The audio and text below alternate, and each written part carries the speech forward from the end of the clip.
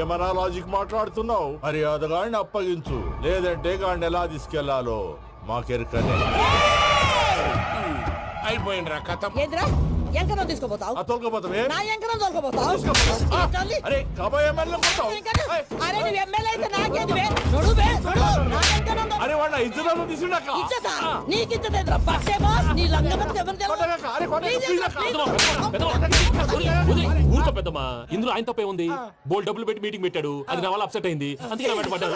మీరు ఉండండి, అంతే అంతే. నువ్వు వెళ్ళండి వెళ్ళండి. వస్తానన్న అన్న మనేశ్వర వస్తానన్న. అక్క నేను బీపీ తగ్గించుకోరా, నీ ఆరోగ్యం గురించి చెప్తున్నాను అక్క. మీరు వెళ్ళండి సార్. పెద్దమ్మా అతను చెప్పింది నిజమే, నువ్వు కొంచెం బీపీ తగ్గించుకోవాలి. గట్లనే తక్కువ చేసుకుంటా. ఏంది భయ నారాయణ, ఊరుకూరుకొని రమ్మంటివి? మన ఎంకాయకి పెళ్లి గిట్లు ఏమైనా సెటిల్ అయిందా?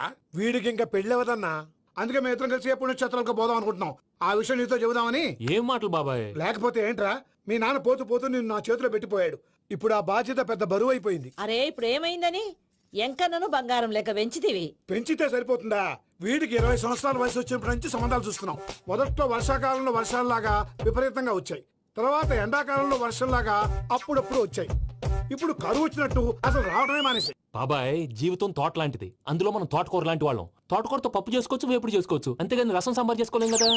సంబంధం గురించి మాట్లాడుతుంటే సంబంధం లేకుండా మాట్లాడతావేంట్రా? సంబంధం ఉంది పిన్ని, నా డ్రీమ్ గర్ల్ కనిపించే వరకు పెళ్లి చేసుకోవాలని చెప్పాను కదా. నా చిన్నప్పటి నుంచి ఏ మాట చెబుతున్నాడు. ఆ డ్రీమ్ గర్ల్ ఎక్కడుందో ఎలా తెలుస్తుంది? నాకు తెలుస్తుంది. తుఫాన్ వచ్చే ముందు హెచ్చరికలాగా ఆ అమ్మాయి ఎదురుపడినప్పుడు నాలో కొన్ని కదలికలు వస్తాయి. తను నా దగ్గరకు వస్తుంటే గాలిలో గులాబీ పూలు వాసన వస్తుంది. అంతెందుకు, ఆకాశంలో సూర్యుడు 1000 రెట్ల కాంతితో నా పక్కన నిలబడినట్టుంటుంది. సూర్యుడు పక్కన నుంచుంటే కనిపించేది అమ్మాయి కాదు, యముడు. నీ ఫ్రస్ట్రేషన్ నాకు అర్థమైంది. ఒక విధంగా పెళ్లి లేట్ అవడం మన మంచికే. మంచిగా? మరి ఇప్పుడు మన ఇంటికి వచ్చేది కోడిపిల్ల కాదు, ఆడపిల్ల. కోటి ఆశలతో వస్తుంది. అందుకే ఆమెకి ఏ ఇబ్బంది లేకుండా ఫ్లాట్ తో పాటు ఫర్నిచర్ కూడా కొన్నాను. రేపు నానో కారు కూడా వచ్చేస్తుంది. ఇప్పుడు నేను పెళ్లికి రెడీ. జస్ట్ నా డ్రీమ్ గర్ల్ కనపడమే లేటు. చూసావా అన్న, ఎక్కడికి వెళ్ళా మళ్ళీ ఆ డ్రీమ్ గర్ల్ దగ్గరికే వస్తాడు. వీడికి జన్మలో పెళ్ళేయట్లేదు. ఇక మన పోదాం పదవే. నువ్వు పరిశ్రమ కుక. మన ఎంకన్న జాతకంలో దోషం గిట్లుందేమో జర చూపిద్దాం.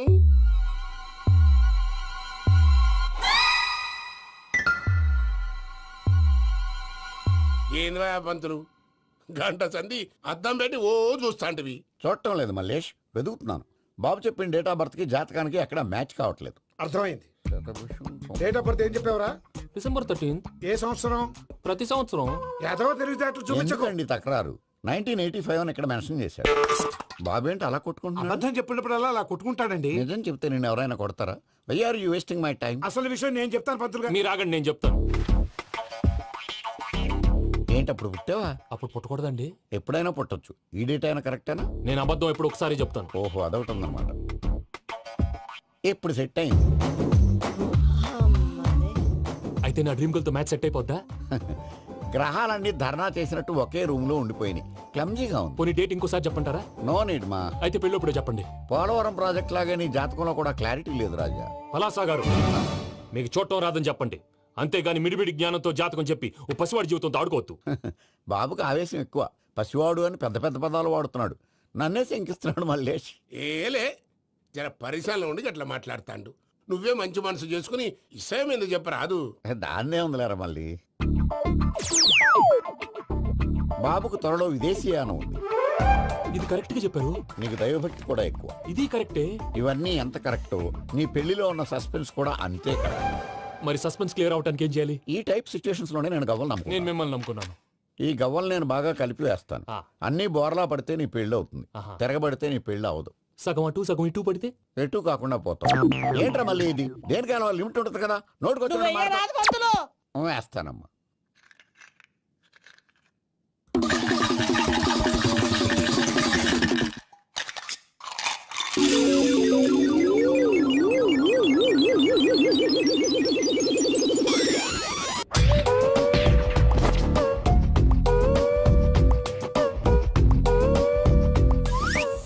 పోదకూడదు బాబు.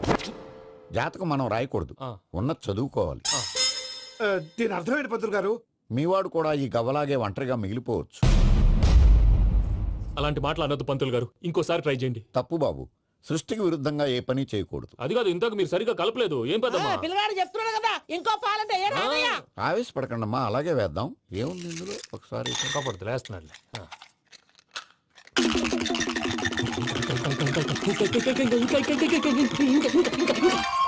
నువ్వు కల్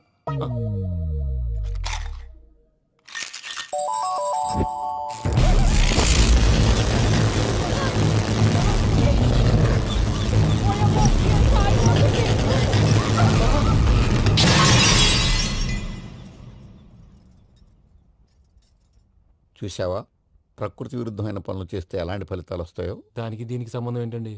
నిజానికి జాతకం వల్ల లైట్లు పేలకూడదు. ఇల్లు పేలిపోవాలా? పంతులు గారు ఇప్పుడు ఏం చేద్దాం? ఒక్క ఫోటో తీసుకుందాం. నువ్వు కూర్చోమ్మా, గవ్వ కాంబినేషన్ కావాలి. ఎందుకండి? గవ్వ నిలబడడం ఎవరైనా చూసావా? పాలపంత వచ్చినప్పుడు వింత అనుకున్నాం, ఇది అంతకంటే పెద్ద వింత. ఫోటో జంప్ చేసే ఇంక నువ్వు లేవచ్చు రమణ. త్వరలోనే ప్రపంచం అంతమైపోతుందని టీవీ 9లో చెప్తే నమ్మలేదు. ఈ పరిణామాలన్నీ చూస్తుంటే నమ్మాల్సి వస్తుంది వెంకటరమణ. ఈ జాతకుడికి పెళ్ళంటూ జరిగితే ఒక నెలలో జరిగిపోవాలి, లేకపోతే జీవితంలో పెళ్లి యోగం లేదు. ఇంకోటి ఉందమ్మా, త్వరలో నీకు రాహుగ్రహ ప్రభావితుడైన ఒక కేతువుగాడు పరిచయం అవుతాడు. దాంతో నీ జీవితంలో పెనుమార్పు సంభవిస్తుంది.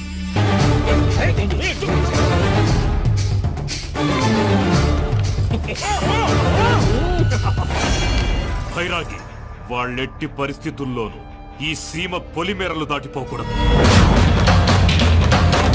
చూసారా ప్రసాద్ గారు, స్కెచ్ అంటే ఇలా ఉండాలి. మనం మీరు వేశారు బుర్ర తక్కువ స్కెచ్. ఇప్పుడు చూడండి, చేజులు లేవు, చావులు లేవు, అంతా ప్రశాంతంగా ఉంది.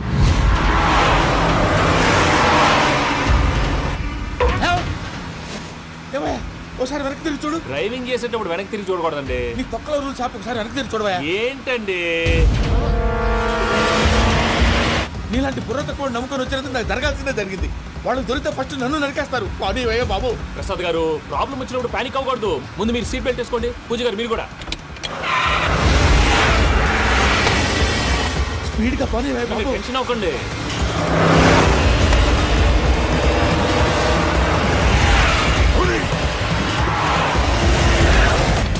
మళ్ళీ అడవుల్లోకి ఎక్కడికయ్యా? హైవేలో ఎంతసేపు వెళ్ళినా హైడ్ అవ్వలేమండి. ఇదైతే ఏదో ఒక ఛాన్స్ ఉంటుంది.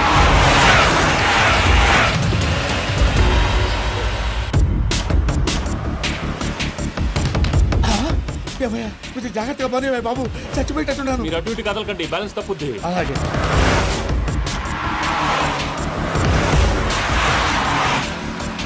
అయ్యి బాబు,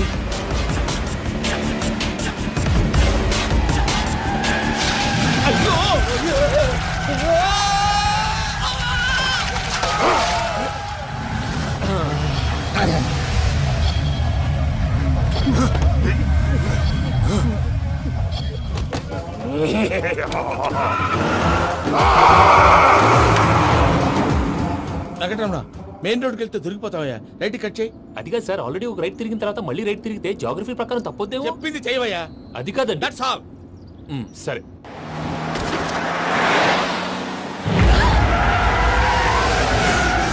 ఏమయ్యా, కడుపుకి అన్నం తింటున్నాం, గడ్డి తింటున్నాం. నీ మాట వింటేనే దరిద్రం. ఛీ!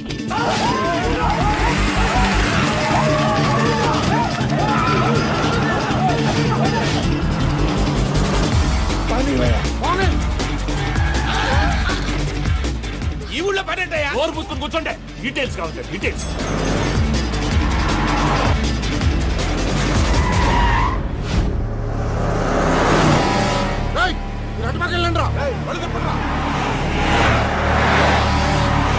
ఇప్పుడు అర్థమైంది ఎందుకో.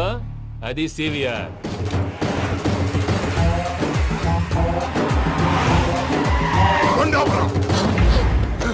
వాళ్ళతో రాకుండా యాదవులు సెపరేట్గా ఏం చేస్తున్నారు?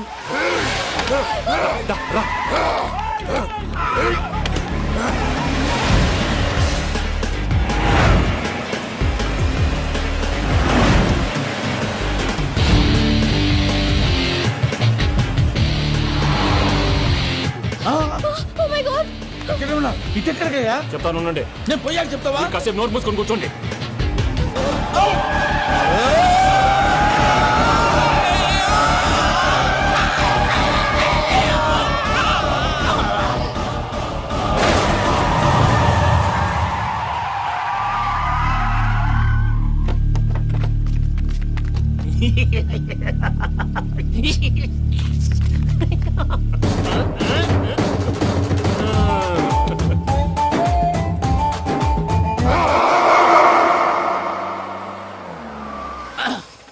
పదమ్మా. ఏమైనా తినేసి వద్దాం. నాకు ఆకలిగా లేదు మావయ్య, మీరు వెళ్ళండి. పర్లేదండి, పార్సిల్ తీసుకొద్దాం, తర్వాత తింటారు. ఇంకా రాడంటే ఈడు. మీరు ఆకలికి అసలు ఆగలేదు ప్రసాద్ గారు. ఈ టైంలో ఫోన్ ఎవరు? భద్రప్ప. అయ్యో ఎత్తదయ్యా. ఉన్నాను సార్, ఫుడ్ వచ్చే లోపల కాసేపు టైం పాస్ చేద్దాం. వాడితో టైం పాస్ హలో అయితే హలో, ఎక్కడున్నారా? ఇంతకంటే తెంగర క్వశ్చన్ ఉంటుందిరా. ఎక్కడున్నావు చెప్తావరా? నువ్వు పూజని తీసుకెళ్లి చాలా పెద్ద తప్పు చేశావు. ఏదో రొటీన్ డైలాగ్ వద్దు, ఏమైనా కొత్తవి ఉంటే చెప్పు. పూజని మాకు అప్పచెప్పు. నీకెంత డబ్బు కలితే అంత ఇస్తా. కొత్తవి చెప్పమంటే మళ్ళీ చెత్తవి చెప్తావేంట్రా? Venky not for sale. ఏ ప్రసాద్ గారు? అసలు పూజని ఎందుకు తీసుకెళ్లేవరా? బుర్ర తక్క ఏదవా, ఎందుకు తీసుకెళ్తారా? ప్రేమించాను కాబట్టి తీసుకొచ్చాను. ఇదిగో నీకు ఇదే లాస్ట్ ఛాన్స్. ఇంకొక రొటీన్ క్వశ్చన్ చేసావు అనుకో, ఫోన్ కట్ చేసేస్తాను. కొత్త ఏమైనా ఆలోచించు. పూజ నిన్ను ప్రేమించట్లేదు, యూరోప్ లో ఉంటున్న వేరే వాడిని ప్రేమిస్తోంది. కొత్తవి చెప్పమంటే అబద్ధాలు చెప్తావేంట్రా? ఇది అబద్ధం కాదు, నిజం. మా ప్రసాద్ బాబాయ్ ఒక 420 గాడు, వాడు నిన్ను వాడుకుంటున్నాడు.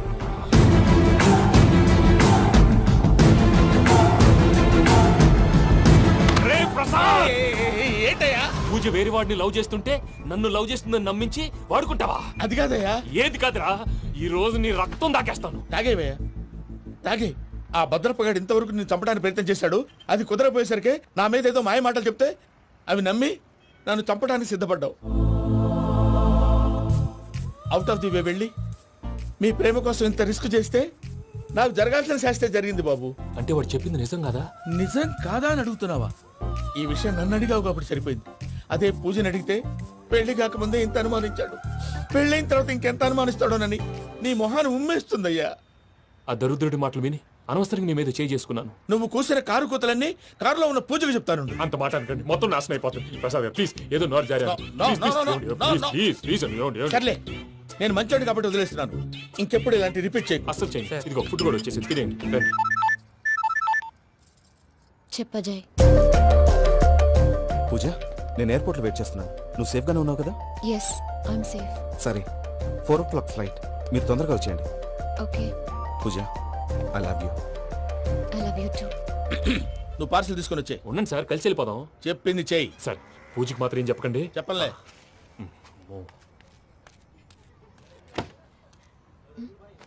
మావయ్య, వెంకీ ఎక్కడా? వాళ్ళ ఫ్రెండ్స్ ఎవరో కలిస్తే వాళ్ళతో పాటు వెళ్ళిపోయాడమ్మా. మనల్ని హైదరాబాద్ లో కలుస్తానన్నాడు. బండి start అవ్వట్లేదండి.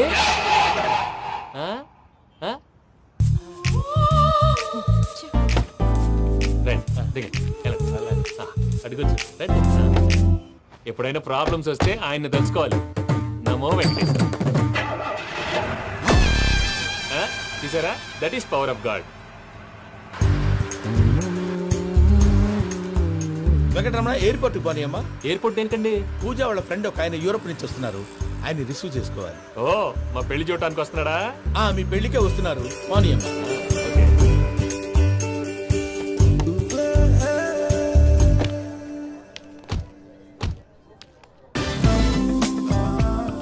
Puja, are you okay? Hello, ఎవరెత్తును? పేరు వెంకటరమణ, ముద్దు పేరు వెంకీ, వృత్తి వెంట్రులాక్విజం, ఇష్టమైన ప్రదేశం పెద్ద తిరుపతి, ఇష్టమైన కూర. అసలు మీరెవరు? పూజను చేసుకుపోయేవాడు. ఇలా షాక్ అయ్యేటండి. కానీ ఆయన చచ్చిపోలేదు. అతను సర్ప్రైజ్ ఇద్దామని మీ ప్రేమ విషయం చెప్పలేదు. వీళ్ళ ప్రేమ విషయమా? మళ్ళీ షాక్ అయ్యేటండి. నువ్వు రావా ఆయన చెప్పు. ఎక్కడికండి, ఇక్కడే చెప్పొచ్చు కదా. పైగా మా లవ్ స్టోరీ మీ నోటితో వినాలని ఉంది. మీ లవ్ స్టోరీ మీ ముందు చెప్తే ఏం బాగుంటుందయ్యా? నువ్వు పదవయ్యా. కరెక్ట్. మీ క్లోజ్ ఫ్రెండ్ అండి? అయితే మన లవ్ స్టోరీ బాగా ఎంజాయ్ చేస్తాడు.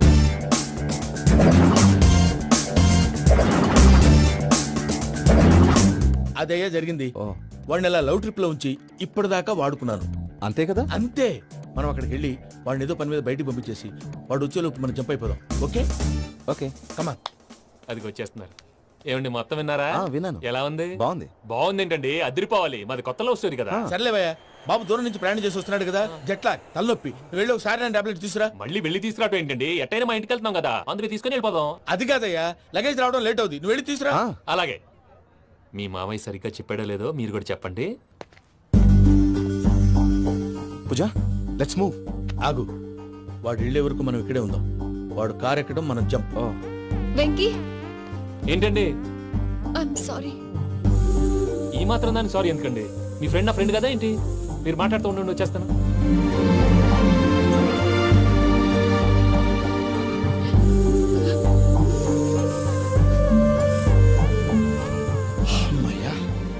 ఫ్లైట్ టైం అయింది, పదండి. పూజ రమ్మా.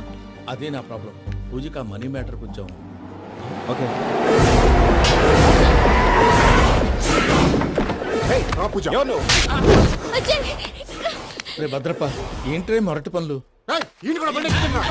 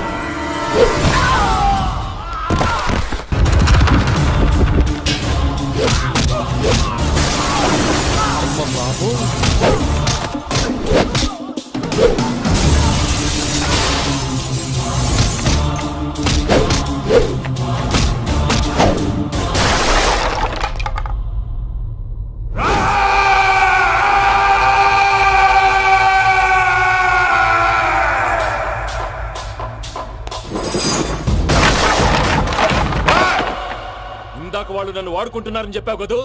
నన్ను వాడుకునే వాళ్ళు ఆడుకునే వాళ్ళు ఇప్పుడు దాకా ఎవడ పొట్టలేదురా. పూజని ప్రేమించింది నేను, పెళ్లి చేసుకోబోయేది నేను. ఇది ఫిక్స్ అయిపో. మధ్యలో ఎవడైనా వస్తే నరుకుతానో కొరుకుతానో నాకే క్లారిటీ లేదు.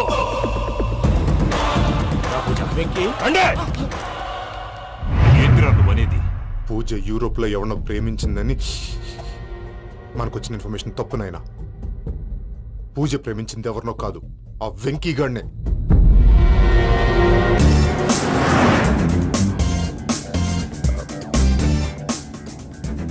ఫ్లైట్ టైం అవుతుంది. ఎక్కడికి తీసుకెళ్తున్నాడో కనుక్కోండి. ఎక్కడికి తీసుకెళ్తున్నావు? నోరు మూసుకొని కూర్చోండి. కంగారు ఎందుకు? చెప్తాను కదా. చెప్తాను నా కొడుకులు. నన్ను పూజని విడిదీయాలని చూస్తారా?